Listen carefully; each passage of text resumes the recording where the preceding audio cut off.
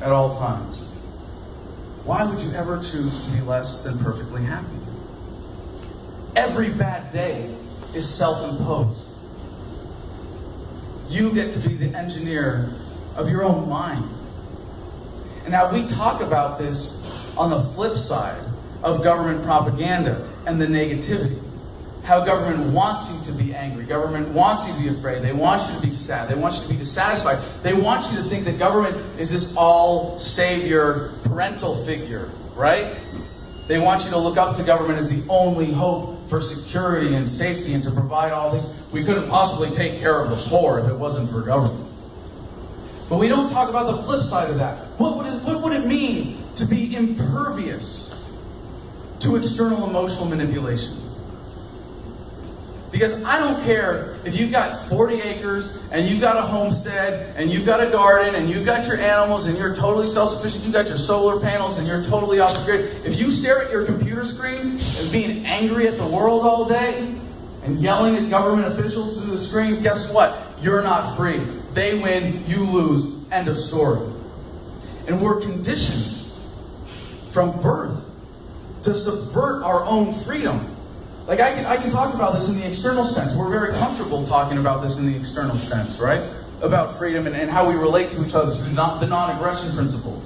That as a free, beautiful, independent human being, I want your will to be respected and recognized. I want you to be able to flourish. I want you to be able to own property and be productive and contribute to the world around you, right? But in our own heads, we do the opposite. We literally make ourselves miserable.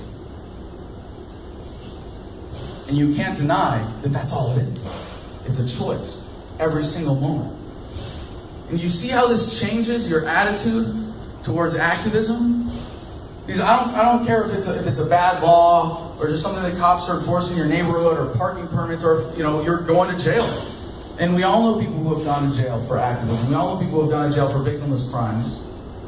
But when you can be happy with a boot heel on your neck, literally, put a smile on your face, you see how that changes things? You can look up at that guy and there's no anger anymore. There's no hatred. If anything, empathy, pity. You think the cops who beat up protesters, who enforce victimless crime laws, who go and raid homes, you think they're happy people? You think they're well-adjusted human beings who go home to loving households? Heck no. What about the politicians lying through their teeth every day? You think they don't know what they're doing?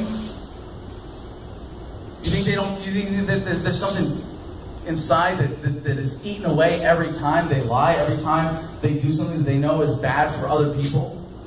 What about the bankers? And for those of you who have studied the financial system and understand the critical nature of the Federal Reserve as it relates to the rest of the government racket, you understand that the bankers are really behind a lot of what we're talking about. George Carlin said, trying to make yourself happy with money is like trying to satisfy your hunger by duct taping sandwiches to your body. It doesn't work. And when you can learn to let go of what it means to be a victim of government, you also come to realize that being a victimizer is worse. So if instead of going out into the world with this attitude of anger and fear and depression and guilt, how many of you have shared stuff on social media, something important, right, and been disappointed with the reaction? Anybody have this experience? You share something on social media that you think is important, and then you go, how come the pictures of all the kittens are getting all the likes? Right? Because you're trying to guilt people into this. And you hear people who get the message of freedom saying, if we don't storm the barricades with our pitchforks now, it's 1,000 years of tyranny and darkness. You ever get the feeling? Oh, and by the way, buy my survival suits and water filters. Have you ever get the feeling that people who are doing that don't want you to be free, that they're trying to manipulate you by fear too? So one of the things that we have to realize about this, and it doesn't matter where you are in waking up or what your particular place that you landed in your thinking once you realize that what you've been taught to think is not acceptable compared to thinking for yourself. The way that people wake up is not from being bullied by others. How many of you have won converts to a different way of thinking by Facebook flame wars? or yelling at someone in a bar. It doesn't work, right? So, the attitude has to be different. The attitude with which we reach out to people has to be different. And what we're talking about is not a political movement. This is a very important distinction. Because when you start thinking differently, and you might think that you're all alone. I mean, even getting a group together like this might not have been possible 10, 20 years ago. There's a temptation to be self-conscious, right? You want to put on a suit and tie and meet everybody's expectations and comb your hair and say, I'm a good little cog in the machine and I got my 9 to 5 and I pay my taxes just like everybody else. And the people that are ready to hear this message, what do they say? You smell like just like all the other guys who are totally full of shit. The people that are ready to hear this message want to hear it from someone who has used it to live better, to live differently. And that's so important. Because as we reach out to people and we think of this as a political movement, we end up like Sisyphus, rolling that rock up the hill over and over again. Do you want to win debates? Do you want to win arguments? Do you want to win votes or petition signatures? Or do you want to win converts to a different way of thinking? This is not a political movement. Politics is the conversation of who do we point the guns of government at to organize society. And our premise from the beginning is no! People should be free. This is an ethics movement, a morals movement, a philosophy movement. And if you want to change the way people think, you have to make them think first. I know that's challenging.